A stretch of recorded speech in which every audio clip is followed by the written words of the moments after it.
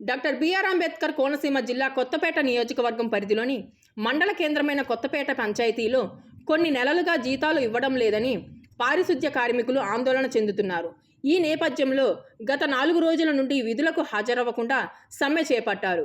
కార్మికుల నిరసనతో కొత్తపేటలోని పలు ప్రాంతాల్లో చెత్త విపరీతంగా పేరుకుపోయింది.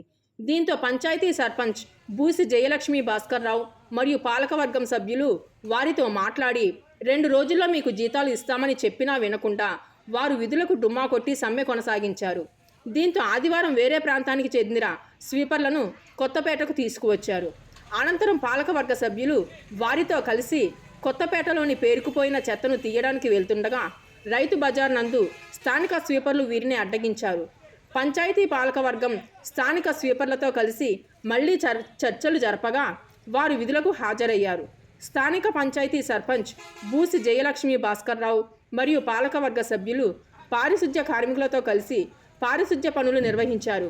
ఈ కార్యక్రమంలో ఉప సర్పంచ్ వేళ్ల మారుతి ప్రసాద్, మండల టీడీపీ అధ్యక్షుడు కంఠంశెట్టి శ్రీనివాసరావు, పంచాయతీ సభ్యులు బయ్యే రాంబాబు, కడలి భీమేష్, బండి రాజు, కాశీ ధనరాజు, లంకా సుబ్రహ్మణ్యం, టీడీపీ నేతలు కముజు వెంకటేశ్వరరావు, దేవపాటి వెంకటేశ్వరరావు, చొడపనీడి భాస్కర్రావు, ఎల్లమెల్లి జగన్మోహన్, వాసంశెట్టి సత్యనారాయణ, బూసి వెంకటరమణ, కుడుపూడి శ్రీనివాసరావు, శీలం సూర్యచంద్రరావు, ములపర్తి శ్రీను, మట్టా బాలు, ముద్రగడ ఫణి, బూసి విష్ణు తదితరులు పాల్గొన్నారు. పంచాయతీ సిబ్బంది అయినటువంటి కార్మికులకి జీతాలు ఆగటం వల్ల వారు స్ట్రైక్ చేయటం జరిగింది.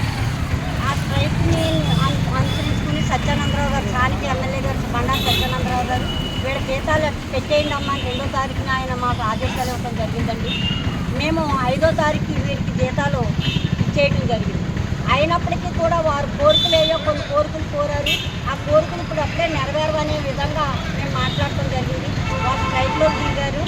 ఊరంతా కూడా పాడైపోతుంది, బాగుంది, చెత్త పేరుకుపోయిందని మరి మా పాలకవర్గం అంతా కూడా మరి స్థానిక నాయకులతోటి ఇక్కడ ఈ చెత్త ఎక్కే కార్యక్రమాల్లో చేశామండి. వాళ్ళు వచ్చి అంటున్నారు వాళ్ళకి ఇచ్చే జీతాలు మాత్రం ఇక్కడ నుంచి ప్రభుత్వం మారింది కనుక రెగ్యులర్గా ఎవరి జీతాలు వారికి విధుల్లో కూడా వచ్చినటువంటి వారందరికీ కూడా ఎవరి జీతాలు వారికి పెండింగ్ లేకుండా ఇస్తామని తెలియజేస్తాం.